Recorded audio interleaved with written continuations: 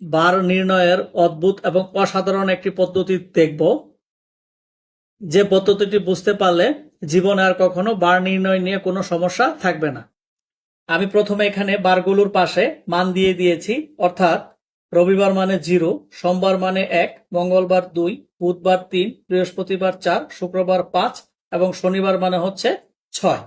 এখন জাস্ট খেয়াল রাখতে হবে অঙ্কে কি চেয়েছে বা কি বার বলেছে, অর্থাৎ যদি বলে যে আজ সোমবার হলে 30 দিন পর কি বার হবে, তাহলে জাস্ট 30 দিন পর যেহেতু বলেছে আমি 30-এর সাথে 1 যোগ করে দিব, অর্থাৎ সোমবার মানে হচ্ছে 1, তাহলে হচ্ছে আমার 31।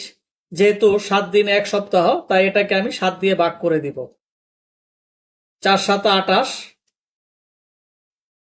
আমার এইখানে থাকলো 3, এখানে ভাগশেষ এসেছে 3।